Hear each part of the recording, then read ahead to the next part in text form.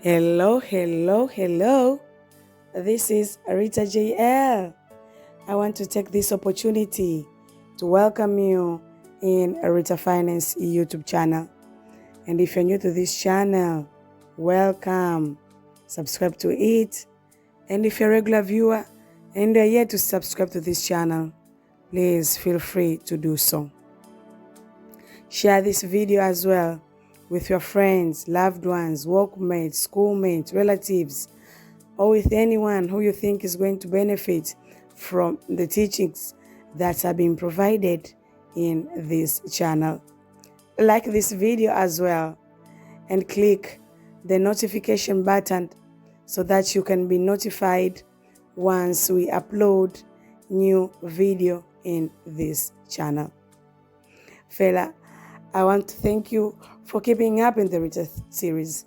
And just like the movie series, today we are releasing our 14th episode. Thank you for being here. And also I'd like to thank the people behind the scenes for making time to prepare this video. May God bless you all. Fella, today I want us to discuss more about some tips which we can use them to discuss with teenagers about money issues. You may recall that from 12th episode and 13th episode, we learned about twins and teens. So today, I'd like us to discuss some tips that can help us when we are talking with our teenagers about money issues.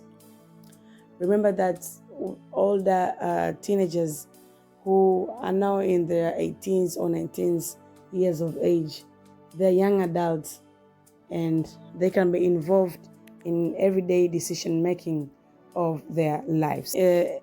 So you may find some older teens looking for a part-time job at this age. This really depends on the teen itself and the family where they are coming from. Others are working in their parents' companies and others are still going to school.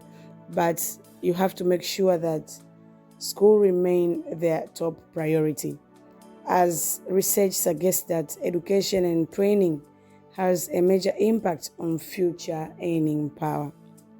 So what are the tips which we should talk with teenagers when we are discussing about money? Number one, make it a daily conversation. Make it a daily conversation.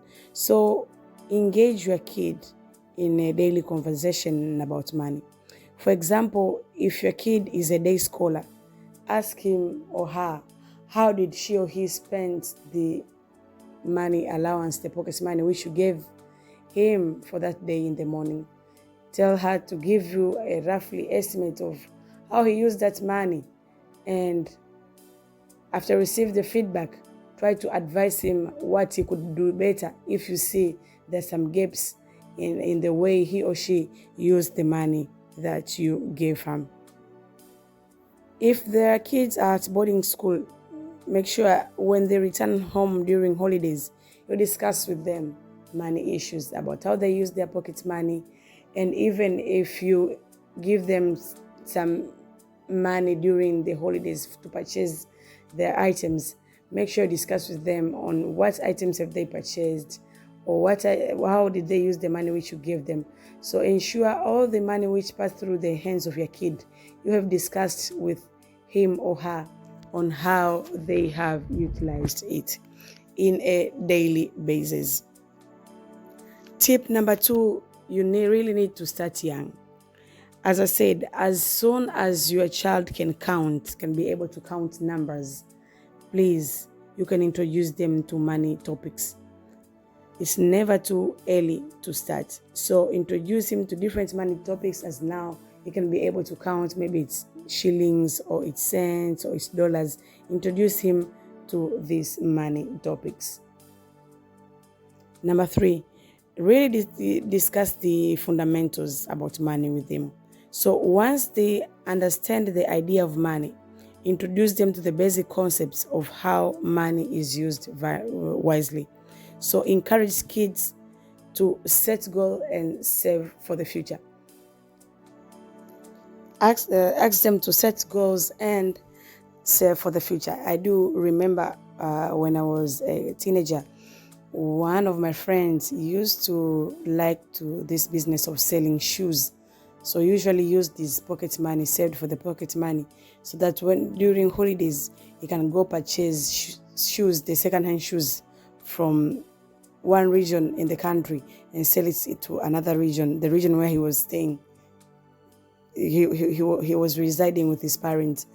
So if your child is having any idea of doing anything or to purchase anything, encourage him to save for that item or to save for that business. Number 2, encourage them in these fundamentals of how to discuss the issues to discuss with the kid. Make money grow with interest. We already discussed it in the previous video, how to make money grow with interest. Number 3, ensure your kid recognize needs and wants and make a trade-off. To make a trade-off is about choosing not to buy one thing in order to buy another thing. So you should know what are the needs. Needs we said like food, shelter, clothes. And wants maybe things like candy or video games or watching a movie with a friend. These are just wants. So you should really have a discussion, and they need to have a trade-off between need and wants. Number 4, discuss about to be a smart shopper, to buy things of quality at affordable prices. And number 5, discuss the idea of being a good record keeper. So encourage your kid to keep record of anything of the funds or money which they're spending or they're intending to purchase. You should keep records on how money is being used.